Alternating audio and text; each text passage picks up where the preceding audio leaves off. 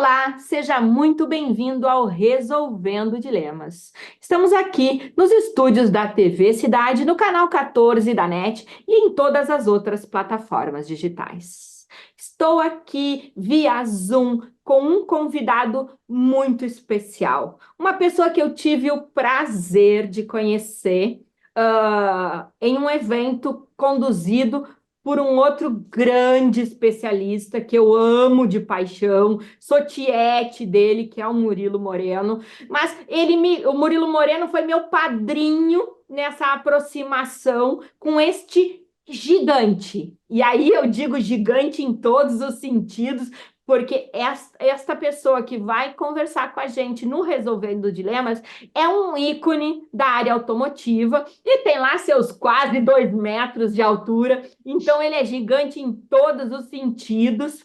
É uma alegria receber você aqui, Milad, no Resolvendo Dilemas, para trazer um pouco desse teu conhecimento que é tão gigante quanto você. Confesso que eu não sei o que medir mais, se a tua simpatia, essa tua empatia, esse teu carinho e simplicidade que é realmente estrondoso, se é esse teu conhecimento gigante na área automotiva, são aí mais de 20 anos dentro desta área, falando sobre perspectiva, sobre mercado automotivo, trabalhando esses dados, sendo um guru para o nosso mercado automotivo e assim, muito, muito feliz de você ter aceitado. Tá falando com a gente, tá aí em São Paulo, tô ocupando o teu dia, que eu sei que é corridíssimo, mas eu tô muito feliz que você abriu essa oportunidade, essa janela dentro da tua agenda para falar um pouco com a gente. Seja assim, ó, muito bem-vindo. Rio Grande do Sul tá muito feliz de te ouvir. E conta pra gente qual é a boa do mercado automotivo do nosso país neste momento. Poxa, Pela, não tenho nem como falar aqui. Eu tô. Obrigado pelas palavras, viu? Olha, eu tô lisonjeado com suas palavras. Muito obrigado mesmo, viu? Eu acho que antes de tudo eu quero externar meu apoio aqui a todo o Rio Grande do Sul em função dos acontecimentos recentes. A gente observa que a cada dia as coisas estão evoluindo de uma forma positiva, mas a gente sempre espera que a ajuda nunca pare, né? Então, segue aqui a minha solidariedade a todo o povo do Estado. Bom, Muito obrigada. eu sempre gosto, né, de iniciar um pouquinho as conversas, porque é muito interessante. Eu tenho, né, 49 anos hoje, e desde 1983, quando eu tinha 8 anos de idade, algumas pessoas já sabem dessa história, mas a maioria de quem nos escuta acaba não sabendo. Os meus pais eram loucos para que eu começasse a ler alguma coisa. Eu nunca li sobre literatura, nunca gostei de ler muita coisa. Minha mãe é professora de latim, português e espanhol, meu pai é advogado, e eu não lia. Literatura nunca foi meu forte. Ia muito bem em português, né, gramática e redação, mas literatura nunca foi meu forte. Bom, fazendo de uma história longa, curta, meu pai, em dezembro de 1983, comprou a quatro rodas número 281 para mim. E desde lá, minha paixão, eu debulhei a quatro rodas do início ao fim numa tarde, quando eu tinha, né, antes, 7 anos e tanto, quase 8 anos de idade. E desde então, minha paixão pelo mundo automotivo começou. Eu me recordo que na adolescência todo mundo tinha ali a sua banda de rock preferida, começava a falar sobre o baterista tal, o vocalista tal, a história, com quem era casado, quem tinha separado, com quem. Eu não, eu ficava explicando carburador para meus amigos, né? Então, eu realmente, eu tô nesse mundo, eu não sou aquele cara chato que só fala de automóvel, mas eu sou daqueles caras que tem óleo na veia. Então, obrigado por suas palavras, me sinto realmente lisonjeado. Você fez um comentário que eu usei hoje em uma reunião com uma diretoria. Quem vive o mundo automotivo, não corre mais sangue na veia, corre combustível. É uma Exatamente. Tem, a gente vivencia isso e é um mercado tão apaixonante, né? Eu acho que o brasileiro tem isso, tem uma paixão pelo automóvel, tem uma paixão pelo mundo automotivo, né? E ouvir você que tem uma referência incrível, e aqui, gente, eu vou fazer um parêntese, tá? Este homem que vos fala, tá? É o cara. que realmente nos diz quantos carros o mercado está rodando, quantos carros cada coisa está acontecendo. Se você já leu em alguma revista, em algum lugar lá, os números dizendo que a montadora X, que o modelo Y era o modelo do momento, aquela informação verídica, muito provavelmente você já conhecia o trabalho dessa incrível personalidade que está aqui com a gente. Milad, por isso que eu insisto com você. Qual é a boa do momento? Me conta, é o carro elétrico mesmo? Para onde que a gente vai nesse cenário? O mercado vai bombar, porque está todo mundo dizendo que 2024 é o ano do automotivo, que todo mundo vai vender, que está tudo bombando. Isso é a verdade ou uma fake news? Bela, assim, é tudo um pouquinho de verdade, né? 2024 a gente está com uma projeção de vendas beirando a gente tem eu estabeleci uma projeção de 2,4 milhões. Alguns presidentes de montadoras já dizem 2,5 milhões. Eu acho otimista demais, mesmo porque a Não taxa de botaram o juros não. PLR deles nessa, né? Eles botam Não, não. 5, mas não cravam o PLR deles junto. É, é verdade. Não, mas na verdade são questões mais econômicas, né? O Banco Central diminuiu um pouquinho o ritmo de queda da taxa de juros, então a gente estava com uma expectativa de terminar o ano com 9%. Infelizmente, a gente vai ter um patamar um pouquinho mais elevado, provavelmente 9,5%. Isso diminui um pouquinho, retrai um pouquinho a questão das vendas, né? O mercado de automóveis ele é basicamente feito, né? São fundamentalmente três variáveis, né? Preço do automóvel, a taxa de juros, porque o veículo, em grande parte, ele é financiado. Você dá uma entrada, que normalmente é o seu veículo usado, e o restante você financia, e a liberação de crédito pelas instituições financeiras, que já está num volume maior, né, numa quantidade, numa participação maior do que ocorreu ano passado. Então, a gente tendo essa diminuição, lembrando que o Brasil ainda tem uma das maiores taxas de juros do mundo, se ela diminuir essa velocidade de queda, a gente ainda vai ter parcelas muito altas. E aí a conta é muito simples. Se você tem uma limitação de crédito, né, eu sempre faço essa conta muito simples para o nosso ouvinte final conseguir entender. Se você tem uma limitação de crédito que beira ali, vou fazer as contas arredondadas, tá, Perla? R$ 1.000. Se você cai essa taxa de juros, aquela sua parcela que beirava, passava de, sei lá, 1.050, que você estava fora por algum motivo, ela caindo, né, a taxa de juros, essa parcela tende a cair também. Se ela passar abaixo de R$ 1.000, você se torna uma pessoa eletiva a estar fazendo aquele financiamento de R$ 1.000, que no primeiro momento você não poderia estar adquirindo o teu veículo. Então, é por isso a importância de você ter as taxas de juros caindo. Se você tem essa velocidade diminuída, é claro que você vai estar restringindo esse crédito, que é uma linha muito importante aqui para o Brasil, conforme a gente já comentou. Historicamente, a gente tem de 60% a 70% de participação de veículos financiados aqui no mercado brasileiro. E esse número hoje em dia está muito aquém desses números, né, dessa normalidade. Então, a primeira a verdade que você comentou, de fato, ela é um ano muito melhor. A gente tem que lembrar que os últimos 4 anos a gente variou entre 2 milhões e 2 milhões e 200. Então, 2 milhões e 400 é um bom número, né? Falando de carros e comerciais leves, né? Até 3,5 toneladas. Se a gente somar os caminhões ali, a gente tem que somar mais umas 120, 130 mil unidades, né? Nesse montante. Agora, a gente não pode esquecer que a indústria brasileira ela é capaz de produzir por volta de 5 milhões de veículos. Então a gente está falando, né, também arredondando, se a gente considerar o número desses presidentes de montadoras. Oi? Eu não tinha essa ideia de que nós temos É, é, capacidade produtiva de 5 milhões de carros ao ano. Sim, sim, no topo, né? 3 turnos com produção a 100%, nunca a produção teórica, né? Ela diminuiu com a saída da Ford, mas ela voltou a aumentar com a BYD e com a Great Wall no mercado brasileiro. Então, assim, sempre números próximos disso, né? Próximo de 5 milhões. Se a gente estiver falando de vendas, né? Aqui de 2,5 milhões, arredondando, a gente está falando ainda de uma ociosidade com relação às vendas de 50%. Lembrando que a produção tende a ser um pouco maior do que as vendas. Por quê? Porque a gente tem os estoques e a gente tem as exportações também.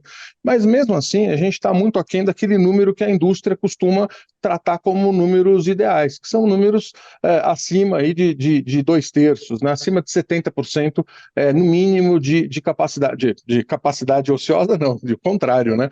De 25% a 30% no máximo de capacidade ociosa. Por quê? Para você ter uma parada para fazer uma manutenção, alguma coisa nesse sentido. Então a gente está trabalhando com números muito, muito aquém ainda da nossa realidade. Os números interessantes para o mercado brasileiro são, de fato, ali vendas na casa de 3 milhões e, melhor ainda, como a gente chegou a ter, em um determinado momento, 3,5 milhões.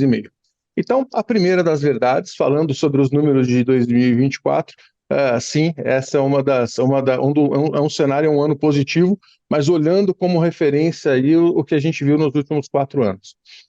A outra diz respeito aos elétricos, né? Se a gente olhar também uma projeção nos próximos anos, acho que é interessante o consumidor, o seu ouvinte, o consumidor de uma forma geral aqui no Brasil, entender que esse é um mercado sem volta. Daqui para frente, o mercado brasileiro vai ser, e a gente vai conviver cada vez mais com os veículos eletrificados.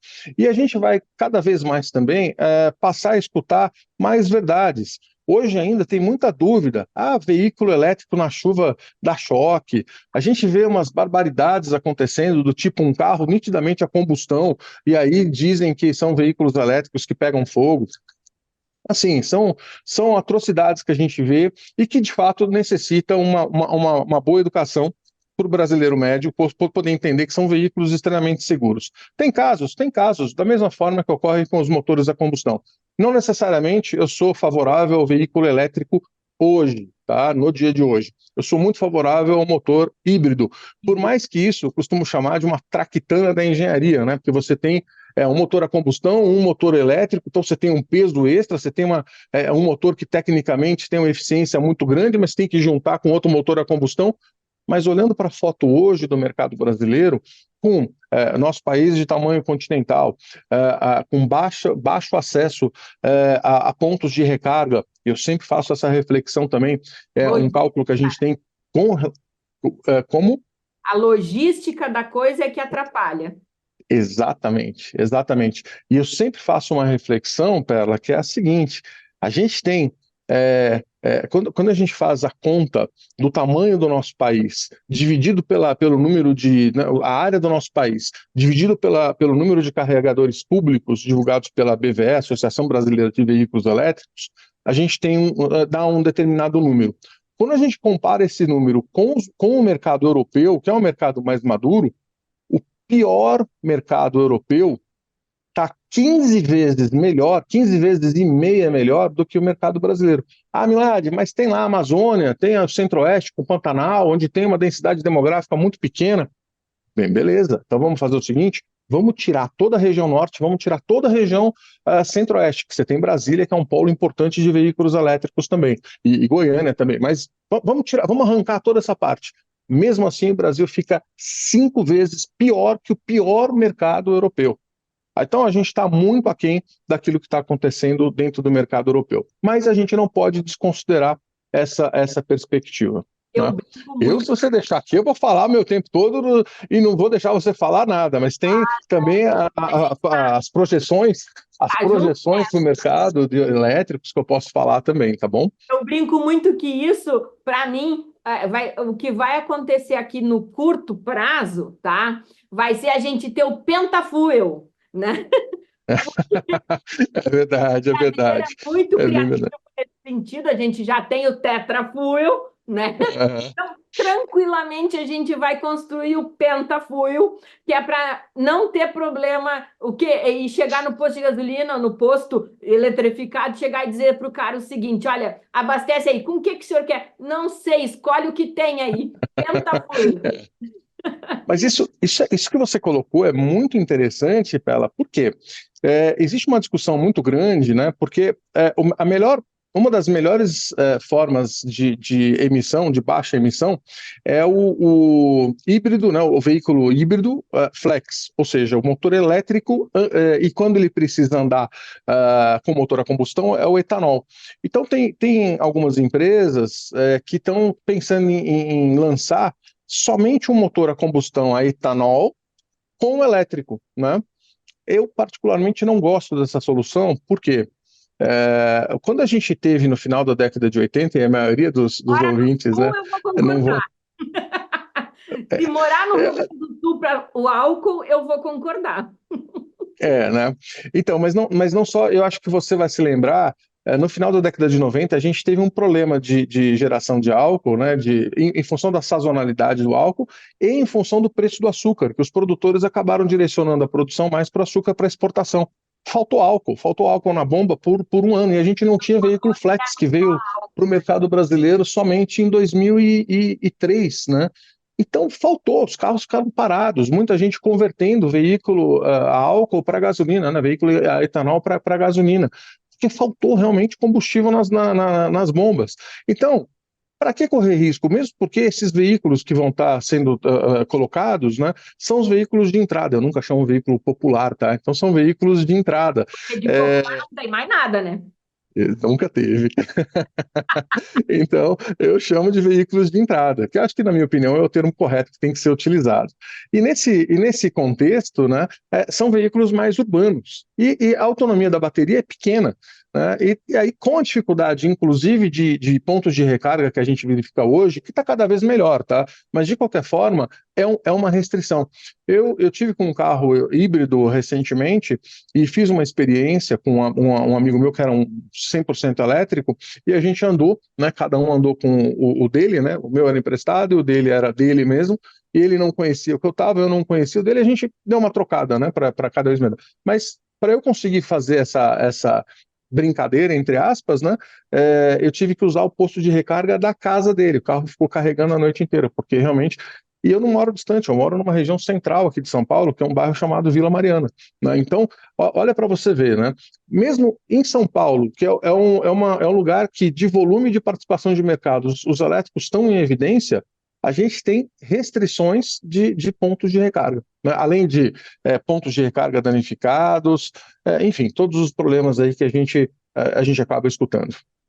E acho que eu concordo muito contigo nesse desenho. Eu acho que não é um mercado sem volta. Acho que tem essa pegada de sustentabilidade, de eficiência, e acho que é um caminho realmente. É claro, é um mercado que ainda não iniciou sua maturidade, nem seu apogeu, então realmente a gente vai precisar aculturar, né? Toda a nossa população, porque a gente tem um modelo de cultura em relação ao veículo que eu posso sair de casa com na reserva, que eu em 4 quadras vou encontrar um posto e vou abastecer. O que a gente sabe que culturalmente a mudança de um mindset para um elétrico é totalmente diferente. É pensar Sim. que você está comprando um celular gigante. Uhum, Você não consegue sair de casa sem carregar, né? uhum. Então, Exato, exato. eu É, gosto. é por aí. Eu, É, eu acho que é interessante lembrar que a gente sempre fala de veículos elétricos, os eletrificados, né? Que vão fazer. Eu nunca desprezo essa questão. Eles vão fazer parte do nosso dia a dia. Mas a gente não pode desprezar também os veículos, o gás, principalmente para os veículos pesados, né? Vão fazer parte desse momento de transição, né? Vai ter. E é uma modalidade que também reduz bastante e de forma significativa as emissões de carbono e de particulados. Então, é um tipo de combustível que é extremamente importante. Então, existem muitos estudos, e inclusive de muitas empresas daí do Sul, que trazem esse tipo de testes, estão testando esse tipo de modal, e os resultados estão sendo bem interessantes, viu, Perla? Além disso, o próprio Mover, ele não fala somente em eletrificação, ele fala em veículos híbridos, né? E os veículos híbridos significam dois motores, né, capazes de gerar algum tipo de energia para o veículo. Nesse contexto, a gente abre também portas para os veículos movidos a hidrogênio e novas tecnologias. E é aí que eu falo que é a grande oportunidade que o Brasil tem de se mostrar ao mundo. A nossa engenharia é criativa, né? Nós temos um corpo de engenharia capaz aqui no mercado brasileiro. A gente tem, por exemplo, vou citar um caso só, a gente tem na Unicamp uma pessoa extremamente, uma equipe extremamente capaz desenvolvendo baterias aqui no mercado brasileiro. Então a gente tem capacidade não só de criar e desenvolver coisa local, como também trazer algum tipo de inovação, né? O Brasil tem que deixar de ter a cabeça de exportar matéria-prima, né? Exportar aço e importar chapa de ferro prensada no formato de um automóvel, né? Grosso modo. Tem que parar de pensar em exportar lítio e importar bateria pronta. A gente tem que começar a pensar em desenvolver tudo aqui. A gente tem a matéria, não todas, obviamente, nenhum país tem tudo, né? Mas a gente tem grande parte, a gente é um país muito rico em matérias-primas. A gente precisa desenvolver. E o Mover está trazendo, não só o Mover, como a Nova Indústria Brasil, e também a reforma tributária, né, estão trazendo elementos aqui para o médio e longo prazo que vão dar estabilidade para qualquer investidor, e por isso estão trazendo quase 120 bilhões de reais aqui para o mercado brasileiro a serem investidos, grande parte para P&D, para pesquisa e desenvolvimento. A Eu, gente tem que saber aproveitar esse momento. eu concordo plenamente contigo. E era a minha pergunta, acho que você leu a minha mente, no sentido de qual é a boa, se esse mover é verdade ou é fake news, né? Porque a gente é muito bom de fazer matéria, 14 bi não sei o quê, 13 bi não sei o que lá, né? Tudo no bi. Mas é Uhum. verdade? Tu que está vivenciando, porque a gente aqui vive o mercado automotivo, mas é aquela coisa da ponta, né? A gente não está tão inserido na indústria. É verdade isso? Realmente Perla, a indústria está vendo o mover como algo real? sim, é da boa. Tá bom, Perla? Existem elementos não só trazidos pelo Mover, que é parte dele, mas também pela Nova Indústria Brasil, que tendem a reformar a nossa indústria, né? Tendem a atualizar a nossa indústria. Era o grande questionamento, tanto da indústria de autopeças quanto da indústria automotiva, né? E a questão girava justamente nisso, né? Não tenho dinheiro para conseguir investir em uma nova plataforma, e minha matriz também não, porque a minha matriz já também gastou bastante em desenvolvimento de motores a motores a combustão mais adequados. A linha mestra era basicamente essa. Então a gente conseguiu fomentar internamente, com subsídios governamentais, mas todos bem alocados, e conseguiu trazer estabilidade, ponto número um, que é bem relevante, conseguiu trazer sem atrapalhar outros investimentos, acho que isso é extremamente interessante. A gente conseguiu trazer e direcionar esses investimentos para a indústria automotiva como um todo. E aí, não só os fabricantes de automóveis, também para as autopeças. Além disso tudo, não é algo que aconteceu única e exclusivamente aqui no mercado brasileiro. A gente participa, né? Eu costumo ler muita coisa que vem de fora, Alemanha, né? Na Europa em geral, né? Aquilo que circula na Ásia, não é uma discussão que está correndo somente aqui no mercado brasileiro. Todas as montadoras têm veículos sendo projetados para andar no elétrico ou no híbrido, né? Nos eletrificados. Então, isso é uma discussão que está acontecendo no mundo inteiro, de maior ou de menor. Algumas estão desacelerando, outras estão acelerando, umas estão mais avançadas do que outras. Mas, enfim, isso está acontecendo no mundo inteiro. E o Brasil está participando dessa discussão, onde até 2 anos atrás ele estava totalmente fora. A gente no limite, e isso é um outro ponto importante a estar salientando, Pela, no limite a gente estava fadado a nossa indústria automotiva em 30, 40 anos desaparecer. Por quê? Porque se a Europa conseguisse. Estava todo mundo Não, indo não, embora? É exato, não só a questão de ir embora, mas também como as novas plataformas. Se você tiver só sendo produzido veículos elétricos e uma capacidade de produção que atenda o mercado brasileiro, para que produzir aqui? Então as plantas sendo desatualizadas iam ser cortadas aqui no mercado brasileiro. Agora não. Agora, a partir de 2026, principalmente, a gente vai ter plataformas, né, não plantas, plataformas capazes de estar absorvendo as baterias, né, e trabalhando de motor híbrido ou motor elétrico não, né, os veículos, uma plataforma do veículo capaz de trazer os motores a combustão para ficar o motor híbrido ou os motores única e exclusivamente elétricos, só a plataforma para ter, a bateria para ter um motor, um carro elétrico. Oh, mas eu estou enrolado para falar isso, mas fundamentalmente é isso. A gente vai estar mais capaz a estar produzindo localmente plataformas globais para atender tanto os veículos híbridos quanto os motores, quanto os veículos elétricos. É fundamentalmente isso. Então, a gente está alinhado com tudo aquilo que está ocorrendo lá fora, o que é muito bom para o Brasil. Que maravilha. Meu amigo, nosso tempo está esgotando. Como eu disse, nós ficaríamos de podcast com absoluta certeza. Quero reforçar que assim, ó, o meu programa está à tua disposição sempre que tu tiver, quiser contar novidades, o que for, porque é um conteúdo riquíssimo. Eu amo te ouvir, sabe? Sou tua fã. Tudo que tu posta no LinkedIn eu leio. Todas as revistas que tu escreve, eu baixo e leio. E olha que eu tô mais naquela fase do eu não gosto muito de ler. Nossa.